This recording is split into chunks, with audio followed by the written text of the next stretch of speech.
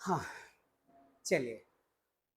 तो आज के इस क्लास में हम लोग क्लास 12th के केमिस्ट्री का सेकंड चैप्टर स्टार्ट करने जा रहे हैं। और वो जो सेकंड चैप्टर है हमारा, हम लोग नाम से अच्छी तरह से वाकिफ है। सेकंड चैप्टर है इलेक्ट्रोकेमिस्ट्री। तो एज द नेम इंडिकेट्स, यदि आप इलेक्ट्रोकेमिस्ट्री की बात करो तो इसके नेम में दो वर्ड्स दिखाई पड़ेंगे। एक तो इलेक्ट्रो, जिसका मतलब ही है इलेक्ट्रिसिटी, और केमिस्ट्री का मतलब केमिकल रिएक्शन मान लो। तो हम लोग करेंगे क्या यहाँ पे कि इलेक्ट्रिकल इलेक्ट्रिक करंट के हेल्प से कुछ केमिकल रिएक्शंस करवाएंगे और केमिकल रिएक्शंस का यूज करके इलेक्ट्रिक करंट प्रोड्यूस करेंगे। तो ये जो चीजें हैं, आप पूरा ध्यान रखिएगा निखिल, हम लोग करेंगे इस बारे में बात। क्योंकि ये लेक्चर हमारा यूट्यूब पे भी जा रहा है और जो बच्चे यूट्यूब पे ये लेक्चर देख रहे हैं उनको बताओ कि हमारे इस चैनल का नाम फिजिक्स ट्रैक, और इसमें हम लोग कंटिन्यूअसली सारे लेक्चर्स अपलोड करते चले जाएंगे। तो आपकी कंसिस्टेंसी बनी रहनी चाहिए, सारा बेसिक क्लियर होगा और न्यूमेरिकल्स के अच्छे अच्छे लेवल अप्रोच करेंगे। ज़्यादा बात तो करूंगा नहीं मैं, सीधे बात करते हैं मुद्दे की। अब जरा जो जो ध्यान देने वाली बातें हैं उसको ध्यान रखिएगा। कैसे बताया, अभी अभी तो आपसे कह रहा था कि जिस चैप्टर को हम लोग स्टार्ट ले रहे हैं दैट इज इलेक्ट्रोकेमिस्ट्री। यदि क्लास 12th बोर्ड्स की ही बात करें, जेई सिलेबस की बात ना करके सिर्फ 12th बोर्ड्स की बात करें, तो सॉलिड स्टेट सीबीएसई सिलेबस से हटाया जा चुका था, जेई सिलेबस में अभी भी मौजूद है। तो तरीके से आप देखो तो ये चैप्टर थर्ड है, अदरवाइज आप इसको सेकंड चैप्टर इसलिए बोल सकते हो कि सॉल्यूशन हम लोग पहले पढ़ते हैं और उसके बाद इसमें आते हैं इलेक्ट्रोकेमिस्ट्री में। तो बहुत बड़ी बात शुरू में नहीं करूंगा आपसे, सिर्फ इतनी बात आपको ध्यान रखनी है कि इसमें इस हिस्से को आप इलेक्ट्रिक करंट की तरह ट्रीट करो। और जब बात केमिस्ट्री की आती है, इलेक्ट्रोमिस्ट्री लिख दिया मैंने, चलो ये भी सही है, ये भी सही है। इलेक्ट्रो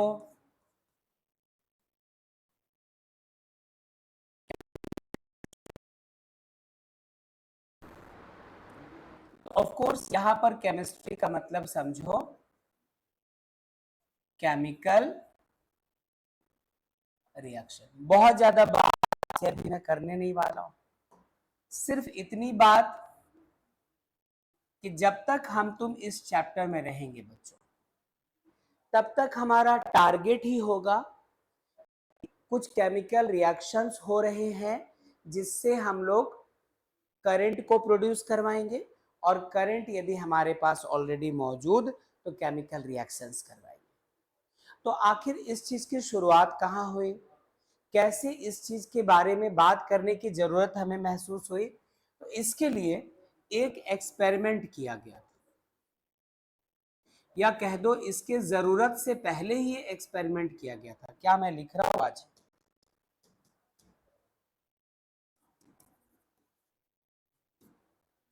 इसके पहले एक चैप्टर एग्जिस्टेंस में आता, लैबोरेटरी में किसी ने एक एक्सपेरिमेंट किया, और एक्सपेरिमेंट में बात क्या क्या थी कि उन्होंने सबसे पहले एक लिया कंटेनर कुछ इस तरह। इस कंटेनर में उन्होंने लिया था कॉपर सल्फेट सॉल्यूशन। याद रखिएगा कॉपर सल्फेट ही होना चाहिए, इसके अलावे कुछ और नहीं, क्योंकि हम लोग थोड़ी सी हिस्ट्री की बात करें, ये एक सच्ची घटना है। ठीक है, कॉपर सल्फेट का सॉल्यूशन एक्वस सॉल्यूशन लिया था, एक्वस CuSO4 सॉल्यूशन लिया, पे एक डिप किया था उन्होंने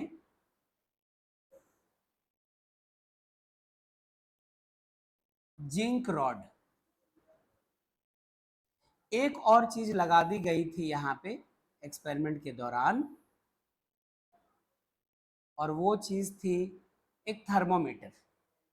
ठीक है, ये सेटअप अरेंज करने के बाद थोड़ी देर तक छोड़ दिया गया और बहुत गौर से ऑब्जर्व किया गया कि हमें एक्चुअली यहां पर दिखता क्या है। वक्त बीतता चला गया, इसमें कुछ चेंजेस आते गए, वक्त और बीता, इसमें कुछ और चेंजेस आते गए, वक्त और बीता, इसमें कुछ और चेंजेस आते गए, और जो चेंजेस थे वो किस किस तरह के थे, इस बात को जरा समझना। सबसे पहली बात जो देखी गई इस एक्सपेरिमेंट में वो क्या था, ये जो जिंक रॉड था हमारा, जिसे हम लोगों ने मोटा तगड़ा सॉलिड लिया था, ये धीरे धीरे मेल्ट होना शुरू हो गया, धीरे धीरे पिघलना शुरू हो गया, ये धीरे धीरे अपना मास लूज करना शुरू कर गया। मतलब zinc rod started to melt, started to lose its mass as the time passed। ठीक है, दूसरी बात क्या दिखाई पड़ी, ये जो CuSO4 सॉल्यूशन होता है वो ब्लू कलर का होता है। यदि लेबोरेटरी में आप जाओ स्कूल के लैब में, और जो लैब असिस्टेंट है उनसे बोलो कि सर थोड़ा कॉपर सल्फेट सॉल्यूशन दिखाएं में, तो वो ब्लू कलर का दिखेगा, तकरीबन डार्क ब्लू सा। तो जो ब्लू कलर था ना, ब्लू कलर ऑफ CuSO4, ये फेड होना शुरू हो गया। The blue colour of copper sulphate solution fades away. ठीक है, तीसरी चीज भी दिखाई पड़ी, और वो तीसरी बात क्या थी, नंबर 3 और रेड प्रिसिपिटेट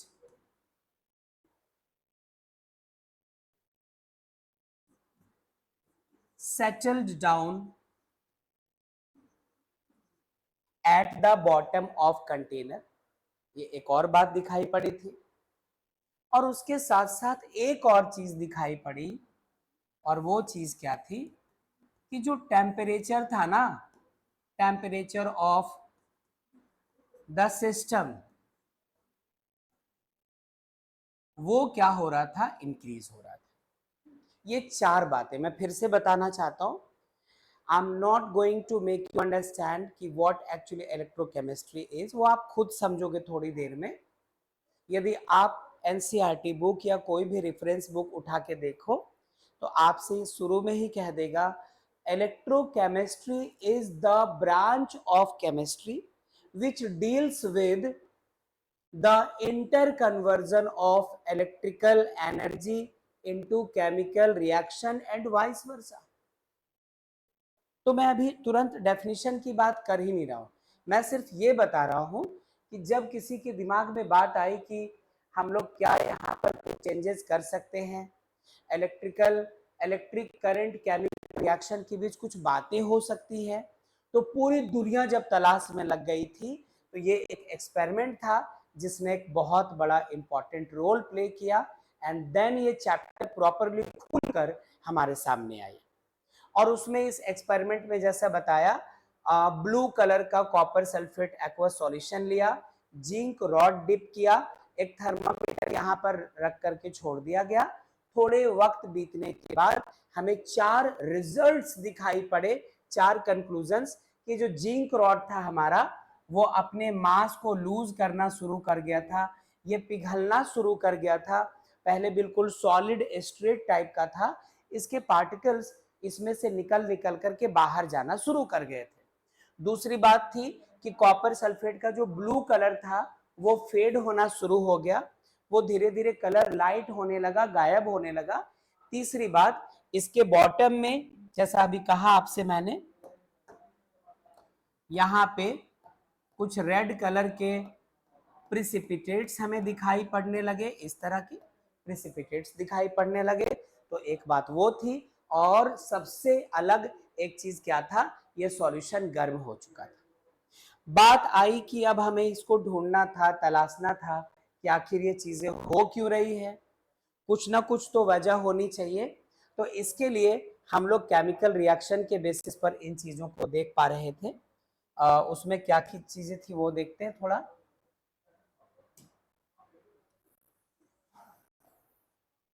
थोड़ी सी बात, ज्यादा नहीं। जब हम लोग कंक्लूड करने की तरफ जा रहे थे तो सारा ध्यान पहले चला गया जिंक पर कि आखिर जिंक में ऐसी क्या बात है। तो we came to the conclusion कि zinc is a metal. Metals have tendency to lose their outermost electron and to convert itself into cations. चूंकि जिंक के आउटर मोस्ट सेल में एच इलेक्ट्रॉन्स सॉरी 2 इलेक्ट्रॉन्स होते हैं, तो in order to complete its octet zinc करता क्या है, अपने आउटर मोस्ट के 2 इलेक्ट्रॉन्स लूज करता है। अब उससे क्या हुआ, आउटर मोस्ट सेल भी खत्म और उसके अंदर वाला जो सेल है उसमें ऑलरेडी 8 इलेक्ट्रॉन्स है। तो जिंक का ये नेचर है, उसका उसका यही तरीका है। तो सबसे पहली बात आई कि जो जिंक है ये खुद को कन्वर्ट कर लेता है Zn2+ में, Zn2+ में by losing 2 electrons present in its outermost shell. अब जरा सोचो, एक चीज का ध्यान रखना, यदि सिर्फ Zn लिखा है मतलब वो जिंक सॉलिड फॉर्म में है, लेकिन यदि आपने Zn++ देखा, आयन देखा, इसका वो अब इसमें चिपक के नहीं रह सकता, क्योंकि उसने इलेक्ट्रॉन लूज कर दिया है, तो यहां से उसे बाहर जाना पड़ता है। तो समझो कि जिंक जो है वो Zn2+ में कन्वर्ट होकर इस सॉल्यूशन में आना शुरू कर देता है और सॉलिड स्टेट से, इसका पहले सॉलिड फॉर्म था, ये कन्वर्ट हो जाता है किसमें, एक्वस फॉर्म में।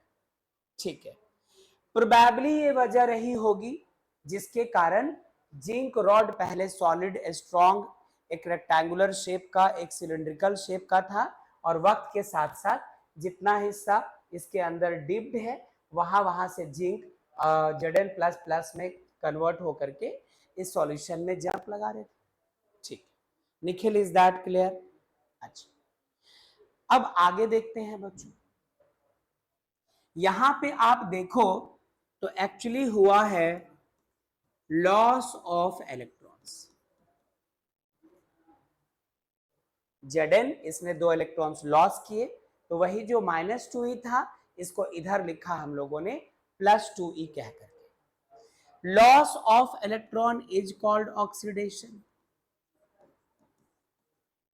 तो सबसे पहली बात, जब इनके रीजंस ढूंढने थे तो हमारा ध्यान पहले जिंक पे गया, जिंक के प्रॉपर्टीज पे गया। जिंक एक मेटल है, इस पे गया। मेटल होने की वजह से इलेक्ट्रॉन्स लूज करके कैटायन में कन्वर्ट होता है, उस पे गया। और है वो एक्वस फॉर्म में होता है, उस पे गया। तो जैसे जैसे इसके एटम्स जंप कर करके यहाँ से निकलते जाएंगे, इसका मास कम होता रहेगा, लेकिन इसी चक्कर में ऑक्सीडेशन हो रहा है, इस बात का ध्यान रखना। अभी हम लोग इस वर्ड पे वापस आएंगे। ठीक, अच्छी बात। अब CuSO4 का एक्वस सॉल्यूशन कॉपर सल्फेट, जिसकी वजह से यहां पे ढेर सारे Cu++ एंड SO4- मौजूद होते हैं। And let me please make you understand कि ये जो Cu++ आयंस है, Cu++, उनके ही प्रेजेंस की वजह से इसका कलर ब्लू होता है। यदि आप ICSE स्टूडेंट रहे होते तो आपको 10th की केमिस्ट्री में एक चैप्टर मिलता, कलर ऑफ कंपाउंड, सिर्फ 3 पेजेस का छपा है। CBSE में कहीं नहीं है बच्चों, ना तो क्लास 9 में कहीं जिक्र है कलर ऑफ कंपाउंड्स को पढ़ाया गया, कहीं नहीं, ना तो क्लास 10 में। बट ICSE सिलेबस में ये जो कंपाउंड्स हैं इनके कलर्स और डिफरेंट डिफरेंट कलर्स होने के रीजंस स्पेशली पढ़ाए गए। हम लोग थोड़ा रुक कर पढ़ेंगे, कोऑर्डिनेशन कंपाउंड्स में चलेंगे तो पढ़ेंगे। फिलहाल फिलहाल the blue color of copper sulfate solution is due to the presence of Cu++ ions। तो अब बात आती है कि आखिर ब्लू कलर क्यों फेड अवे होता चला गया। इसके पीछे वजह क्या है? इसके पीछे वजह यह है हमारा कि जैसे ही जिंक ने इलेक्ट्रॉन्स लॉस किए, वो जो Cu++ है उसने उन इलेक्ट्रॉनों को लेना शुरू कर दिया और कॉपर सॉलिड फॉर्म में चेंज होना शुरू हो गया। Okay Nikhil, okay. ये हमारा पहले एक्वस था, लिक्विड में यहां वहां भटक रहा था, इससे इलेक्ट्रॉन्स मिल गए और कॉपर सॉलिड में कन्वर्ट हो गया। Okay okay okay okay okay. इसने इलेक्ट्रॉन लिया क्यों? पॉजिटिवली चार्ज था, इसके इलेक्ट्रॉन्स यहां जा चुके थे SO4 के पास, तो इसको इलेक्ट्रॉन्स की कमी थी और इसने इलेक्ट्रॉन एक्सेप्ट किया और खुद को चेंज किया मेटल्स में। चूंकि Cu++ के प्रेजेंस की वजह से सॉल्यूशन ब्लू था और पल पल पल पल पल पल इसमें जो crores and crores of Cu++ ions थे, वो इलेक्ट्रॉन्स जिंक के फेंके हुए इलेक्ट्रॉन्स, जिंक ने जो लॉस किए थे उन इलेक्ट्रॉन्स को गेन करना शुरू कर दिया और वक्त के साथ साथ Cu++ खत्म होना शुरू हो गए। और Cu++ की वजह से यदि ब्लू कलर है तो इसका ब्लू कलर भी फेड होना शुरू हो जाता है। तो ये जो दूसरी बात थी उसका रिलेशन यहां से निकला, और यदि गौर से देखो तो यहां पे हुआ है गेन ऑफ इलेक्ट्रॉन्स, और गेन ऑफ इलेक्ट्रॉन्स को हम लोग बोलते क्या है? रिडक्शन। अच्छा, और मैं क्या कह रहा था कि ये जो Cu++ है इनका कलर क्या होता है? ब्लू होता है। इलेक्ट्रॉन्स ले लेकर ये खत्म होते चले जाते हैं और कन्वर्ट किस में होते हैं? कॉपर में। और कॉपर का कलर तो देखा है आप, रेडिश ब्राउन या थोड़ा रेड टाइप का या ब्राउन टाइप का, या आप कई बार ऐसा होता है ना किसी लोहे में जंक लगा हुआ है, आप उसे सैंड पेपर से साफ करते हैं, धोते हो, तो वो जो पानी निकलता है उसका जो कलर होता है कुछ उससे मिलता जुलता है, कॉपर का कलर होता है। तो इसका जो कॉपर का कलर है हमारा वो कुछ रेड कलर का सॉलिड कॉपर का कलर आता है। और वही जो यहाँ पे आप देख रहे हो बॉटम में, Cu++ ने इलेक्ट्रॉन्स एक्सेप्ट करके जो कॉपर सॉलिड क्रिस्टल्स बनाए हैं वो इसके बॉटम में हमें दिखाई पड़ते हैं। तो हम लोगों ने इसका रीजन देखा, रॉड के मेल्ट होने की वजह देखी, और ब्लू कलर के फेड होने की भी वजह देखी। इनफैक्ट उसी में छिपा हुआ था रेड प्रेसिपिटेट जो सेटल डाउन हो रहे थे वो भी। बहुत अच्छी बात। तो इन दो चीजों से हम लोगों ने सेकंड और थर्ड पॉइंट तक के रीजन को देख लिया। बात आती है फोर्थ रीजन। तो अगला जो कंक्लूजन था वो क्या था? अगला कंक्लूजन क्या था हमारा? सी, ध्यान से सुनना, यहां पर दो बातें। एक सिंगल कंटेनर, उसी कंटेनर के अंदर इलेक्ट्रॉन लूज करने वाली चीजें, उसी कंटेनर के अंदर इलेक्ट्रॉन्स गेन करने वाली चीजें, उसके ऊपर से क्लास 11 के केमिस्ट्री में वो जो चैप्टर था हमारा थर्मोडायनेमिक्स, उसमें आपने स्पॉन्टेनियस और नॉन स्पॉन्टेनियस प्रोसेसेस को पढ़ा था। तो तीसरी बात क्या हुई? स्पॉन्टेनियस, डायरेक्ट, रेडॉक्स रिएक्शन हो रहा था in the same container. Redox means reduction भी और ऑक्सीडेशन भी, यही तो है रेडॉक्स, ठीक है। तो यदि रेडॉक्स का मतलब ऑक्सीडेशन और रिडक्शन है, ठीक है, अच्छी बात है। लेकिन वो दोनों के दोनों सेम कंटेनर में हो रहे थे। जिंक का इलेक्ट्रॉन लूज करना भी इसी कंटेनर के अंदर, Cu++ के आयंस का इलेक्ट्रॉन गेन करना भी इसी कंटेनर के अंदर। इस बीच बहुत सारे एनर्जी का ट्रांसफर होना, इस बीच आयंस और इलेक्ट्रॉन्स के बीच में कॉलिजन होना। तो ये सारी चीजें इस बात को बता रही थी कि इसकी वजह से इतना ज्यादा टेम्परेचर राइज कर रहा था। अच्छा, यदि क्लास 11 में आपने पढ़ा है तो आपको याद होगा कि ऐसे केस में डेल्टा जी निगेटिव आता था, गिव्स फ्री एनर्जी चेंज। कौन से केस में? स्पॉन्टेनियस। और किसको कहते थे spontaneous process? The process which takes place itself. उसे स्टार्ट करवाने के लिए, मतलब उसको कंटिन्यू करवाने के लिए आपको बाहर से कोई एजेंट देने की जरूरत नहीं। मेरी बात सुनना, या तो वो नेचुरली खुद ब खुद होता रहे तो भी स्पॉन्टेनियस, या फिर शुरू खुद ना हो पाए, स्टार्ट आपने दे दिया, बस अब वो चलता जा रहा है, चलता जा रहा है, चलता जा रहा है, तो ऐसे प्रोसेस को हम लोग स्पॉन्टेनियस प्रोसेस कह जाते हैं। तो यहां पर भी वही बात है, जिंक को आपने धमकी नहीं दी, इसके माथे पे बंदूक नहीं रखा, इसको डराया नहीं, इसको ब्राइब नहीं किया, मेटल होने का फर्ज निभाने के लिए ये खुद इलेक्ट्रॉन्स लॉन्च करता गया, स्पॉन्टेनियस प्रोसेस। Cu++ को इलेक्ट्रॉन्स की भूख थी, आपने बताया भी नहीं, इसे भूख लगी थी, इलेक्ट्रॉन्स मिल रहे थे, खुद ब खुद चलना शुरू हो गया। तो ऑक्सीडेशन भी खुद हो रहा था, रिडक्शन भी खुद हो रहा था, process spontaneous, gives free energy change negative. और वो भी जो रेडॉक्स रिएक्शन था वो कैसा? डायरेक्ट। डायरेक्ट का मतलब सेम कंटेनर में। इस वजह से ऐसा हुआ कि इतनी सारी चीजें एक ही बर्तन में हो रही थी, तो टेम्परेचर का राइज होना जरूरी था। यहाँ पे हम तुम किसी शादी वगैरह में, पार्टी वगैरह में जाते हैं तो वहां पे एरिया बना रहता है कि जो खाना तैयार किया जा रहा है वो कहीं दूर, वहां से लाकर पूरा इस तरफ खाने को सजा के रखा जाता है।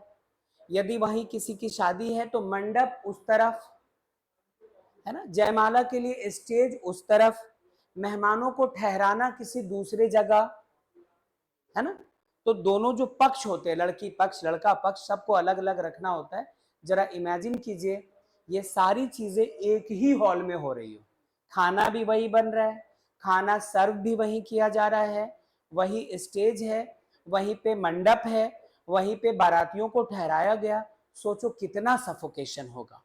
यदि फुल एसी भी हो ना वो हॉल, तब भी सफोकेशन तो होना ही है, टेम्परेचर राइज करना ही है, उतने सारे लोग एक साथ आएंगे। तो यहाँ पर ऐसी बात रहती थी जिसकी वजह से इसका टेम्परेचर राइज कर रहा था। तो मैं उम्मीद करूं कि यहाँ तक सब कुछ ठीक ठाक है बच्चों। निखिल क्लियर? जो बच्चे यहाँ ऑनलाइन मौजूद हैं, जो इस लेक्चर को देख रहे हैं, उनको भी क्लियर होना चाहिए। यदि कहीं पर डाउट रहा तो आप कमेंट बॉक्स में कुछ ना कुछ बोल सकते हैं, हम लोग करेंगे बातचीत। तो ओवरऑल इलेक्ट्रोकेमिस्ट्री की कहानी यहाँ से चल रही है, लेकिन एक प्रॉब्लम खड़ी हो गई। इस एक्सपेरिमेंट में जो सारा कुछ दिखा हमें, तो आखिर प्रॉब्लम क्या थी? प्रॉब्लम थी principle of conservation of energy. Energy can neither be created nor be destroyed, only it's one form can be converted into another. यहां पर देखो, यदि आप ऐसा सोच रहे हो कि आपने हीट एनर्जी प्रोड्यूस की है तो गलत है आप। यहां एक्चुअली हुआ क्या? केमिकल रिएक्शंस हुआ, केमिकल एनर्जीज की लेन देन हो रही है और उसकी वजह से हीट एनर्जी प्रोड्यूस हो रहा। अब प्रोड्यूस तो हो रहा था हीट एनर्जी, लेकिन वो वहां से निकलकर सराउंडिंग को जा रहा था, वो हमारे आपके किसी काम में आ ही नहीं रहा था। अब किसी को लगा कि क्यों ना ये जो वेस्ट होने वाली एनर्जी है, जो एनर्जी बर्बाद जा रही है, ये पूरा का पूरा सिस्टम हीट हो जा रहा है इस रिएक्शन से, क्यों ना हम लोग इसका कुछ इस्तेमाल करें, इसका कुछ यूज करें। तो बात आई कि हम लोग ऐसा करते हैं, इस केमिकल रिएक्शन के यूज से कुछ इलेक्ट्रिक करंट या समथिंग कुछ ऐसा बना लेते ताकि फ्यूचर में हमारे काम आए। ठीक है, तो उसके लिए हम लोगों को जो पहला टॉपिक पढ़ना है इस चैप्टर। पहले तो आप 12th लेवल के किसी भी बुक में जाओगे, चाहे एनसीईआरटी हो या फिर कोई भी दूसरी रेफरेंस बुक हो या आपके पास मॉड्यूल वगैरह हो, समथिंग किसी भी तरीके का, तो ये बात श्योर है कि उसमें आपको इस एक्सपेरिमेंट का जिक्र मिलेगा ही मिलेगा। कोई भी अच्छी क्लास जो डिस्कस हो रही हो आपके सामने, यहाँ पर आप ऑफलाइन पढ़ रहे हो, ऑनलाइन पढ़ रहे हो, यूट्यूब चैनल पे किसी प्लेटफॉर्म पे पढ़ रहे हो, किसी अच्छे स्कूल में पढ़ रहे हो, तो आपको इस चैप्टर में स्टेप इन करवाने से पहले 99% केसेस में इस एक्सपेरिमेंट का जिक्र किया ही जाता है। प्रॉब्लम तब है जब ये जिक्र ना हो। यहां से हमें इस बात का पता चला कि इंटेंशन है बर्बाद होने वाली एनर्जी को सेव करना और ताकि उसका यूज कर सके। इसके लिए हम लोगों को यहां पर क्या चीजें मिली वो सुनना। इसके लिए हम लोगों ने बनाया बच्चों इलेक्ट्रो केमिकल सेल, या इसी का दूसरा नाम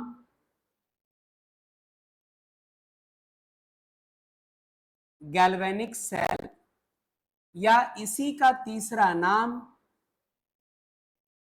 वोल्टाइक सेल। आपके बुक में भीड़ लगी होगी इन तीनों वर्ड्स की। चैप्टर के शुरुआत से लेकर चैप्टर के एंड तक न जाने कितनी जगह प्रिंट किया हुआ होगा electrochemical cell, electrochemical cell, electrochemical cell, galvanic cell, voltaic cell, ये चीजें लिखी रहेंगी। ठीक है, इसमें हमें जो कुछ देखना होगा वो है डैनियल सेल। अब ये मत सोचो कि पहले ये तीनों अलग चीजें हैं।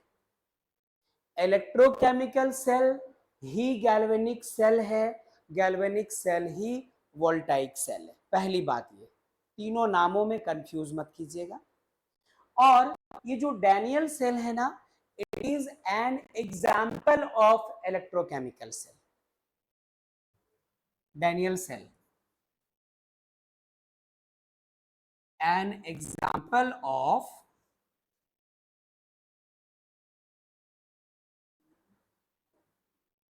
Electrochemical cell.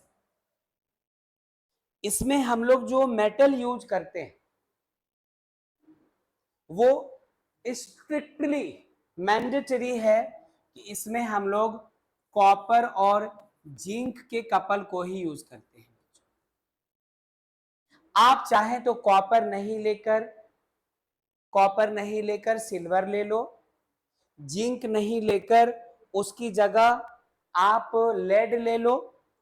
लेकिन डैनियल सेल के इस बात का ख्याल रखना कि जब आपने मेटल्स जो यूज किया वो कॉपर और जिंक ही है, जिंक कॉपर कपल है, तभी हम लोग इस तरह के इलेक्ट्रोकेमिकल सेल को डैनियल सेल कहेंगे। तभी हम लोग इस तरह के वोल्टाइक सेल को डैनियल सेल कहेंगे।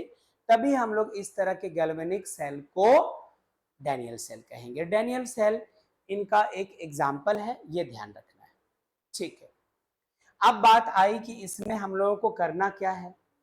इसमें हम लोग बच्चों इनडायरेक्ट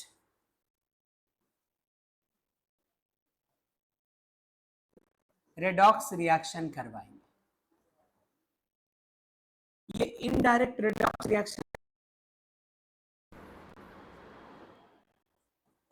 जैसे डायरेक्ट रेडॉक्स रिएक्शन का मतलब सेम कंटेनर में ऑक्सीडेशन भी और रिडक्शन भी हो रहा था, वैसे इनडायरेक्ट रेडॉक्स रिएक्शन में आपको ऑक्सीडेशन के लिए अलग कंटेनर और रिडक्शन के लिए अलग कंटेनर लेना होगा। मतलब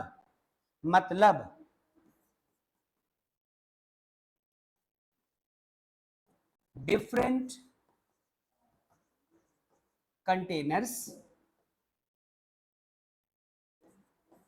फॉर ऑक्सीडेशन रिडक्शन। लेकिन एक चीज ध्यान रखना, प्रोसेस अभी भी स्पॉन्टेनियस होगा बच्चों। तो डेल्टा जी अभी भी क्या लेना है हमें, नेगेटिव। प्रोसेस अभी भी स्पॉन्टेनियस, या तो खुद ब खुद हो जाए या फिर आप हल्की सी शुरुआत दे दो तब ये होना शुरू हो जाए। तो ऐसी बात यहां पर आती है। अब बात आया कि आखिर डैनियल सेल को हमें स्टडी करना है, उसकी जरूरत है, चैप्टर में एंट्री लेनी है, तो बहुत सारी चीजों को साथ में देखना है। तो आगे चलते हैं, आगे चलते हैं हम लोग कि क्या किया था डैनियल सेल में। ध्यान रखना, एक कंटेनर लिया हम लोगों ने, इस कंटेनर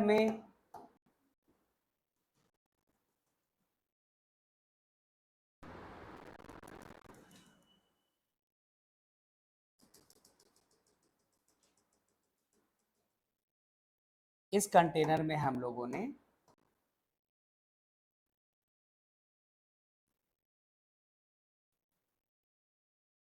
एक इलेक्ट्रोलाइट लिया जो आयंस में ब्रेक हो सकते हैं, ऐसा इलेक्ट्रोलाइट लिया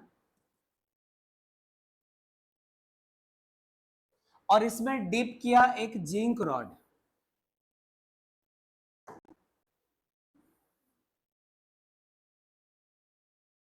जिंक रॉड, और ये जो आप इलेक्ट्रोलाइट देख रहे हो ये है ZnSO4।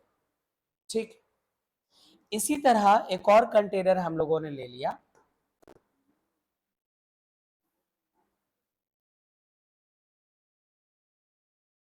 इसमें हम लोगों ने इलेक्ट्रोलाइट लिया CuSO4, कॉपर सल्फेट सॉल्यूशन लिया है इसमें, और इसमें जो रॉड लिया हम लोगों ने वो रॉड था कॉपर का बना हुआ।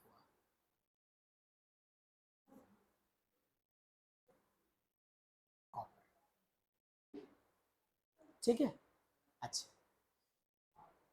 इसके अलावे क्या किया हम लोगों ने कि यहां से वायर कनेक्ट किया,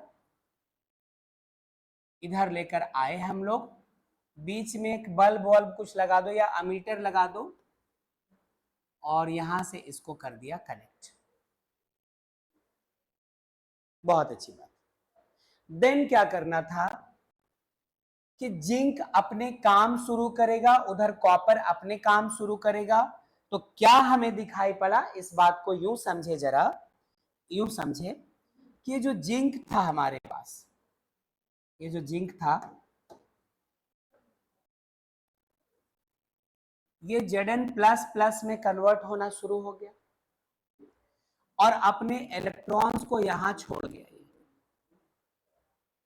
थोड़ा वक्त और बीता, अगले जिंक एटम ने भी डुबकी मारी, एक्वस फॉर्म में कन्वर्ट किया खुद को Zn++ में, और इसकी कीमत भी चुकाई। इसकी कीमत चुकानी थी कि इलेक्ट्रॉन्स को फिर यहां छोड़कर और इलेक्ट्रॉन्स Zn++ और भी इलेक्ट्रॉन्स। तो वक्त बीतता जाता है और ये प्रोसेस यूं कंटिन्यू होता जाता है। जब इस वाले रॉड में बहुत सारे इलेक्ट्रॉन्स इकट्ठा हो जाते हैं तो फिर ये इलेक्ट्रॉन्स यहां से चलकर इधर जाना शुरू कर देते हैं एमीटर से होकर, और एमीटर का जो नीडल है वो डिफ्लेक्ट होना शुरू होता है। हमें पता चलता है कि इधर से कुछ ना कुछ फ्लो हो रहा है। तो होता यह है कि इलेक्ट्रॉन्स उधर जिंक वाले रॉड से निकलकर वायर के थ्रू, कंडक्टिंग वायर के थ्रू कॉपर वाले रॉड की तरफ आना शुरू करता है। ठीक, और जब हम लोग अभी सपोज करें आप इलेक्ट्रोस्टैटिक्स वगैरह पढ़ रहे होंगे क्लास 12 के सिलेबस में, या खत्म होने को आया होगा, कुछ दिनों में करंट इलेक्ट्रिसिटी शुरू करोगे आप, तो उसमें आपके physics teacher will tell you कि जिस डायरेक्शन में इलेक्ट्रॉन्स फ्लो करते हैं उसके ऑपोजिट डायरेक्शन में electric current, direction of electric current होता है इस तरफ। ठीक है, ये इलेक्ट्रॉन्स जब इधर आते हैं तो इनका क्या होता है, कहा था ना कि इस तरफ ढेर सारे Cu प्लस प्लस आयंस बन चुके, बहुत सारे, इनोमेरेबल। शुरू में तो इक्के दुक्के होते हैं, गिनती के कुछ मुट्ठी भर होते हैं, लेकिन वक्त बीतता जाता है और इलेक्ट्रोलाइट होने की वजह से ये खुद को Cu प्लस प्लस और SO4 माइनस में ब्रेक करते चले जाते हैं, ऐसे सिचुएशंस। तो जरा देखो यहां पे क्या हुआ। सबसे पहले इस रॉड में नेगेटिव चार्जेस की भरमार आ चुकी है, इलेक्ट्रॉन्स ही इलेक्ट्रॉन्स भर चुके हैं। दैट्स व्हाई ये वाला जो रॉड है वो नेगेटिवली चार्ज्ड हो जाता है, और इस रॉड को नाम देते हैं हम लोग बच्चों एनोड। ठीक है, दूसरी तरफ इधर, अब यदि मैं इनको बोलूं कि ये पॉजिटिवली चार्ज हो जाता है, आप कैसे बर्दाश्त करेंगे? आप कह देंगे कि सर यहाँ पे इतने सारे इलेक्ट्रॉन्स थे, इस वजह से आपने इसको नेगेटिवली चार्ज कहा तो हम लोगों को बर्दाश्त हो गया। आप इस कॉपर रॉड को पॉजिटिवली चार्ज कैसे कह सकते हो? जबकि मैं कहने जा रहा हूं, आपको जो करना है कर लो। ये देखो कौन सा चार्ज है इसमें, ये कैसा हो जाता है पॉजिटिवली चार्ज्ड। ऐसा कैसे, ऐसा क्यों? कोई ऑप्शन, कोई आंसर है आपके पास बेटा?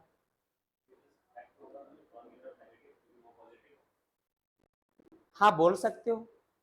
यहाँ पे डेंसिटी बहुत सारी Cu प्लस प्लस की आकर बनेगी, जितना सप्लाई नहीं है उससे ज्यादा डिमांड है, तो ये पॉजिटिवली चार्ज हो जाता है, जिसकी वजह से हम लोग इसका नाम जूनियर क्लास से ही देते आए हैं, क्या? कैथोड। ठीक, बहुत अच्छी बात। अब इसमें दो बातें हैं, दो अच्छी अच्छी बुरी बातें हैं। तो ये अच्छी अच्छी बुरी बातों का मतलब क्या हुआ? सबसे पहले देखो ये सर्किट इनकम्प्लीट, और करंट तो हमेशा क्लोज सर्किट में फ्लो करता है। हमारे आपके घर में या इस कमरे में जो लाइट्स, फैन, एसी, वॉटेवर जो भी चीजें अप्लायंसेस हैं, यदि इनका स्विच ऑफ कर दो तो वो वर्क करना बंद कर दे। स्विच ऑफ का मतलब आपने सर्किट को ब्रेक कर दिया है, सर्किट को इनकम्प्लीट कर दिया है। यहां पर भी अच्छे से देखो, ये सर्किट आपको इनकम्प्लीट लग सकता है। ये देखो इधर से इधर तो गया, बट वापसी का क्या? इन दोनों के बीच में कोई कनेक्शन नहीं। तो एक तो बात हम लोगों को यहां करनी है कि इस जगह हम लोग क्या काम करेंगे। उसके पहले कुछ कुछ बात और जो आप जान चुके हो, कुछ कुछ बात और क्या कर ले कि इस एनोड पे हुआ क्या, जिंक कन्वर्ट करता है, जो पहले सॉलिड फॉर्म में था, खुद को Zn प्लस प्लस एक्वस में कन्वर्ट करता है, और इसकी वजह यह है कि इसने इलेक्ट्रॉन्स का क्या किया है, लॉस। क्या हो गया इस तरफ? Loss of electron. क्या होता है? ऑक्सीडेशन, ऑक्सीडेशन होता है। और यहां Cu प्लस प्लस ने, Cu प्लस प्लस ने इसके लॉस किए हुए इलेक्ट्रॉन्स को गेन किया है, और ये कन्वर्ट हो गया है किसमें? Copper solid. पहले एक्वस था ये बच्चों, पहले ये एक्वस था,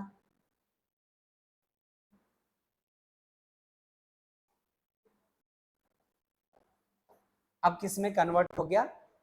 कॉपर में। यहां पे गेन ऑफ इलेक्ट्रॉन हुआ है, gain of electron is called reduction. अब इतनी सारी बातों की वजह से आप ये समझ के चलो कि यहां ये जो लेफ्ट में जो कंटेनर है, राइट में जो कंटेनर है, इनके कुछ खास चीजों को देखते हुए इनका कुछ नाम दे रखा है।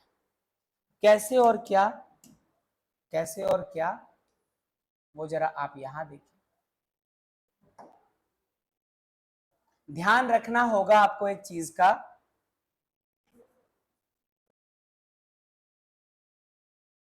Loan. L4 left hand side, O4 oxidation, A4 anode, और N4 नेगेटिव। तो ऐसे 4 नाम आपको दिए जाते हैं इन कंटेनर्स के। सबसे पहले इसका एक नाम देते हैं हम लोग क्या, लेफ्ट हाफ सेल। दूसरा नाम क्या देते हैं हम लोग, ऑक्सीडेशन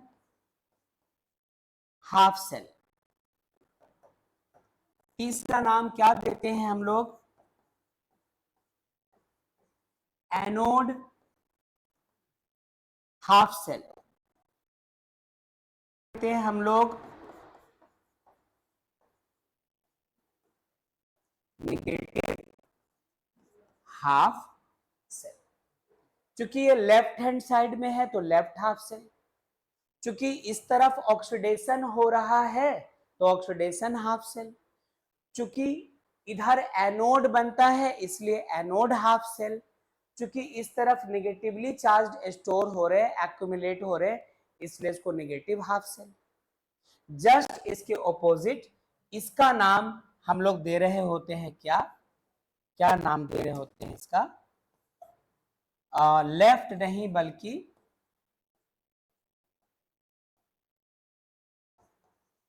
राइट हाफ सेल। और क्या नाम देंगे, ऑक्सीडेशन नहीं,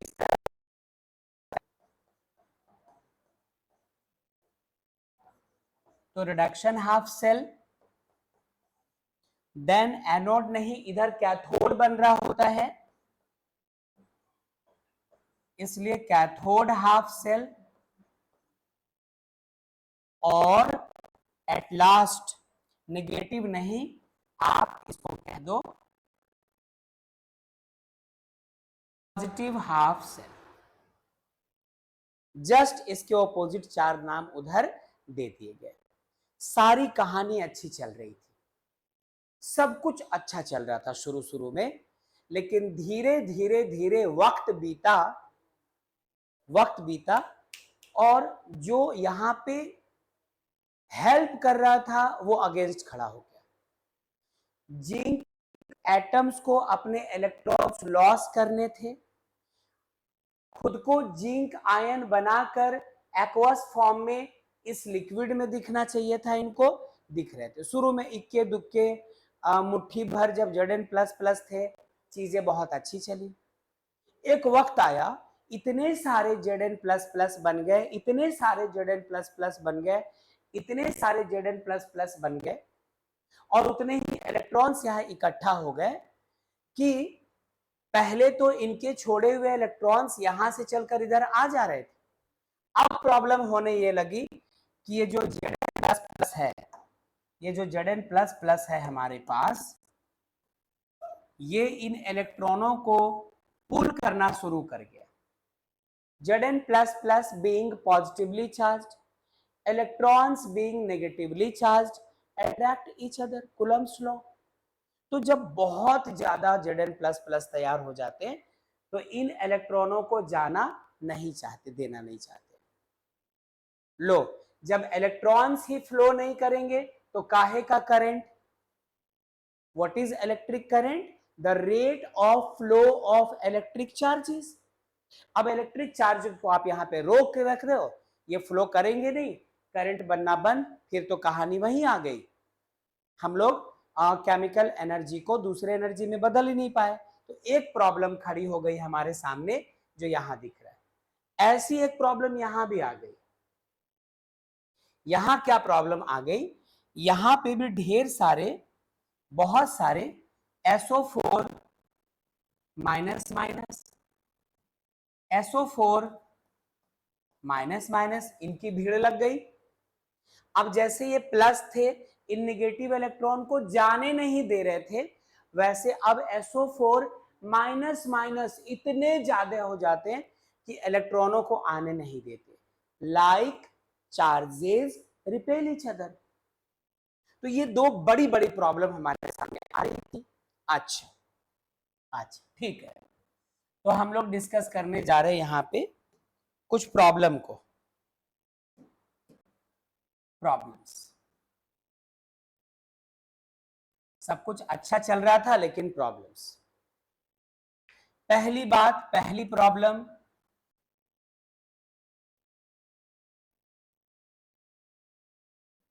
the excess of Zn++ ions at anode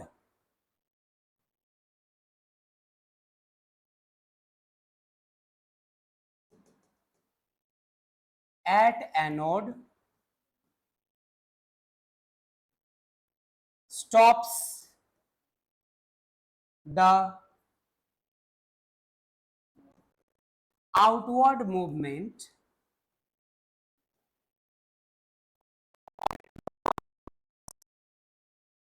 ये प्रिवेंट कर देता है, ये इलेक्ट्रॉन्स को बाहर जाने नहीं देता है। जब इलेक्ट्रॉन्स ही नहीं फ्लो होगा तो फिर करंट कैसे हो सकता है फ्लो? एक प्रॉब्लम ये हो गई। दूसरी problem, excess of SO4- at cathode stops the entry of electrons in cathode.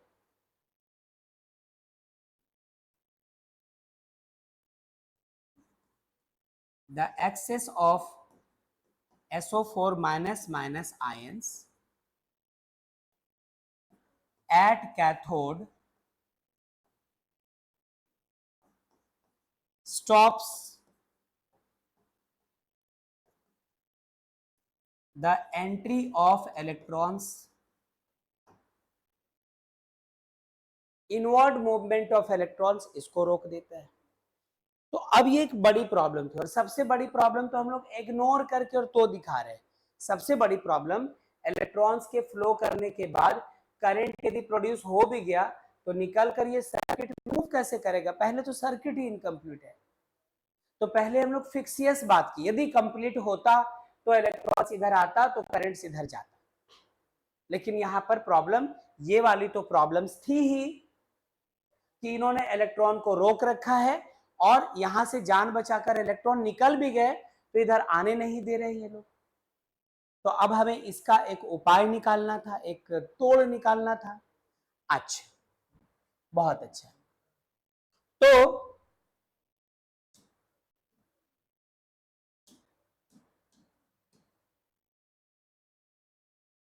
तो बात आई ये कि इसका हमें सॉल्यूशन चाहिए।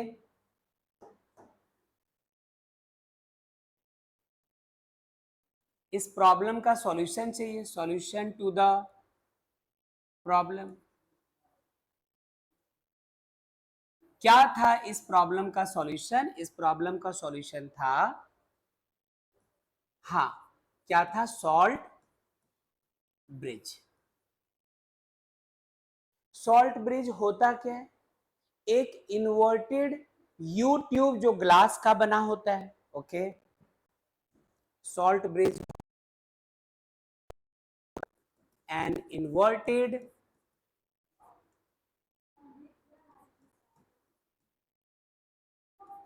You tube made up of glass filled with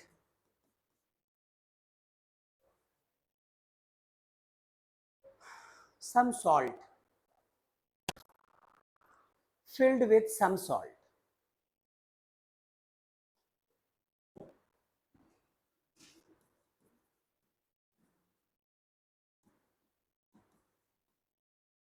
Like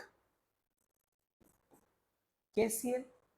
लेने को तो और भी ले सकते हैं, एग्जाम्पल के तौर पे हम लोगों ने पहले KCl की बात की। KCl की खासियत क्या होती है निखिल? क्या जानते हैं हम लोग KCl के बारे में? KCl किस तरह की चीज होती है वो बताना होगा। आयनिक ब्रेक होता है K+ और Cl- में। इस तरह के और भी आप सॉल्ट्स ले सकते हैं, इस बात का भी ध्यान रखिएगा। अच्छा, और वो करता क्या है?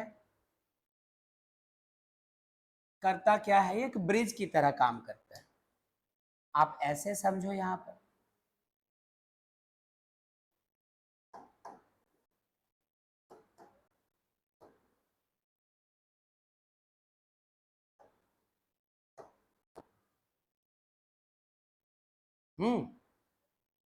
अच्छा,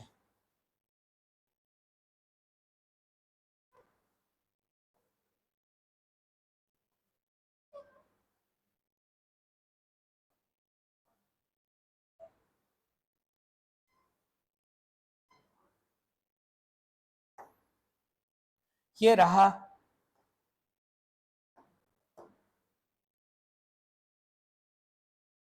हमारा सॉल्ट ब्रिज।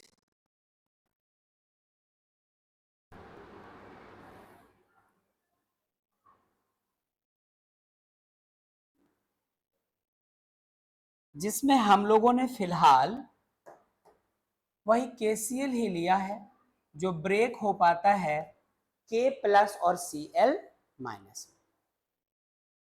अब ये ऐसा क्या करता है? हाँ, एक और चीज है, filled with some salt like KCl along with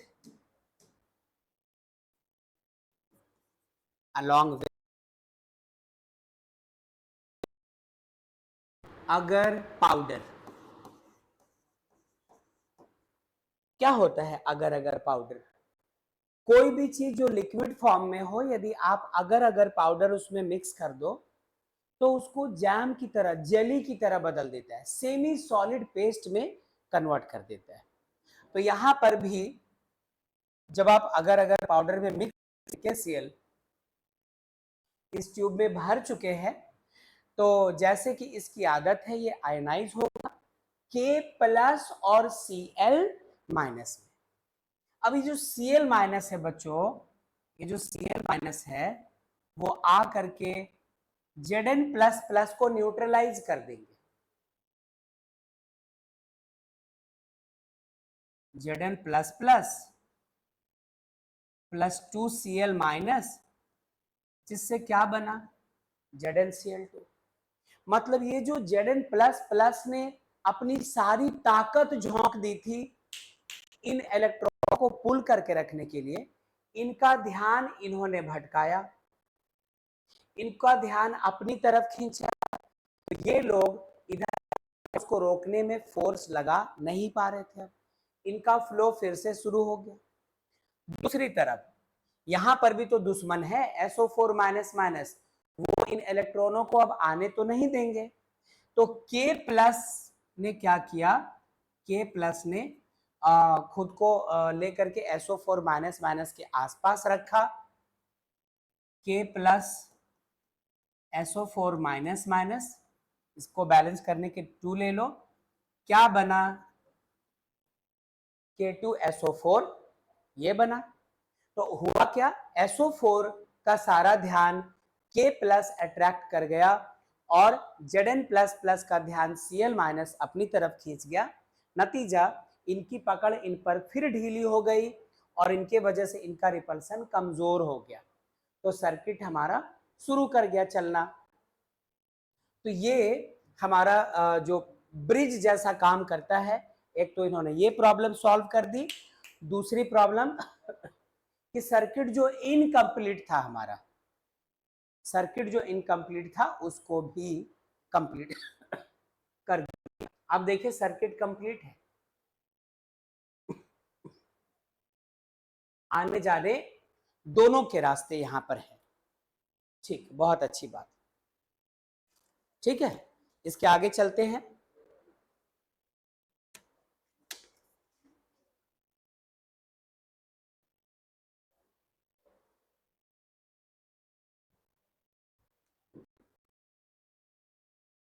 और क्या ले सकते हैं? KNO3, ये भी कुछ भी इस तरह का ले सकते हैं। अब बात आई कि क्या रोल होता है, क्या फंक्शन होता है सॉल्ट ब्रिज का इलेक्ट्रोकेमिकल सेल में। तो उसके लिए आप यहां पर, ये मैं एक ही जगह लिखे जा रहा हूं, काम चलेगा तो अच्छा। इसके लिए बात ये रखता हूं, चूंकि इंट्रो चल रहा है अभी, function of salt bridge.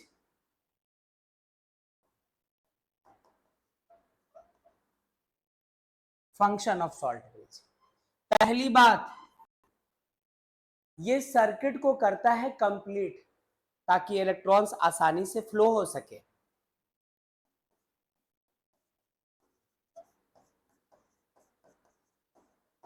It completes the circuit through the electrolyte. और दूसरी बात,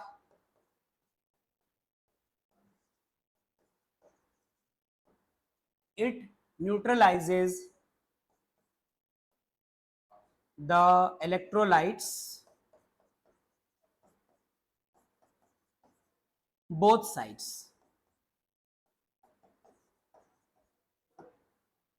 हालांकि इसके बाद ये पोटेंशियल भी बैलेंस करता है, बट मैं वो चाहता हूं पोटेंशियल वाला पॉइंट जरा आपको डिस्कस कर दूं पहले आगे के पॉइंट्स, उसके बाद यहां पर वो चीज समझ ले। तो ये दो फंक्शन हो गए। एक और चीज है बच्चों, एक और चीज है, एक और चीज मैं क्या बोलना चाह रहा हूं वो सुनना। एक और चीज कहना चाह रहा हूं कि आपने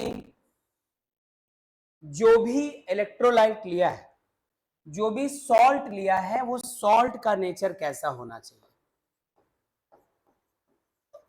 nature of salt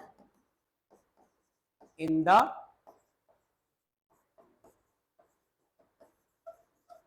salt bridge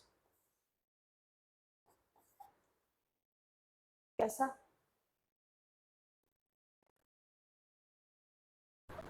easily ionizable,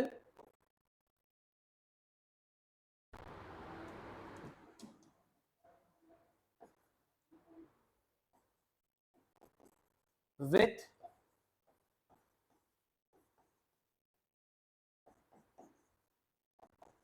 good conductance of ions। ये जो आपने यहाँ पे जो भी सॉल्ट लेने का सोचा है, जरा इमेजिन करो कि सारा कुछ हो जाए और वो आयंस में टूटे ही नहीं, प्रॉब्लम खड़ी हो जाएगी।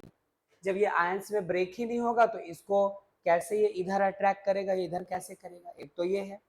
दूसरी बात, ये जो आप लेंगे ये न्यूट्रल टेंडेंसी का होना चाहिए। तरह न्यूट्रल का मतलब हुआ कि ऐसा ना हो कि आपने इसको भेजा किसी और काम के लिए और वो रॉड से रिएक्शन शुरू कर दे, वो इलेक्ट्रोलाइट से रिएक्शन शुरू कर दे, तो ऐसा भी नहीं होना चाहिए। मस्ट बी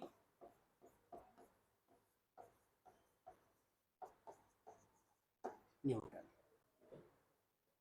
तो ये ऐसी सारी कहानी आपके सामने मौजूद है। ये पूरा का पूरा इंट्रो रहा।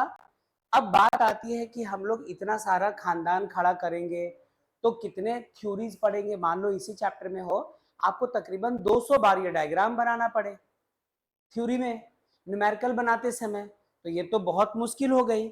इसलिए हम लोग क्या करते हैं, सेल्स का रिप्रेजेंटेशन सीखते हैं, जो इजीली इतना सारा काम ना करवा करके सिर्फ शॉर्टकट में आप उसको लिख पाओ, वो बता जाता है। एक लास्ट चीज और देख लो पहले आप,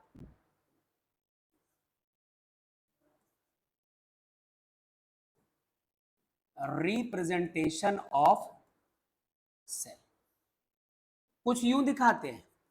आपके पास कोई एक मेटल था जो कि सॉलिड फॉर्म में है, उसका हुआ रिडक्शन, इसने n इलेक्ट्रॉन्स लॉस किए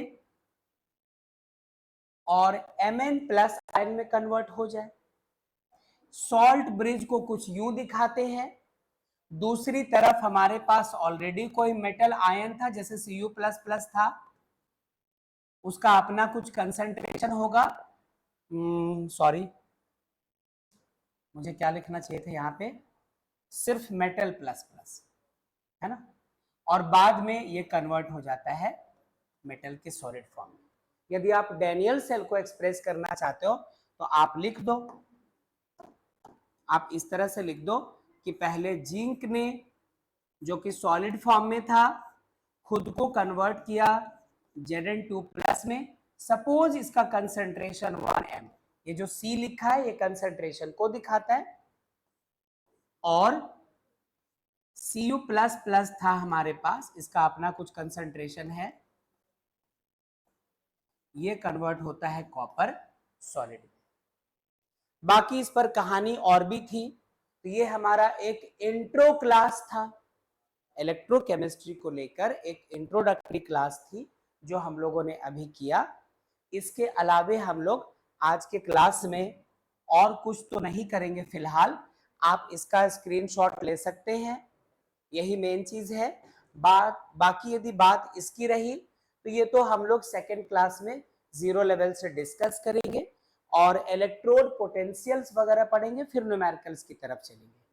तो आई होप इसका आपने स्क्रीनशॉट ले लिया होगा, और इसका भी ले लिया है, दोनों का, इसका भी ले लिया है, दोनों स्लाइड का ले लिया होगा। बाकी आगे की कहानी हम लोग नेक्स्ट क्लास में करेंगे बच्चों, ठीक है? तो तब तक के लिए खुश रहें, मुस्कुराते रहें। ओके, मैं जरा क्या करता हूं अब,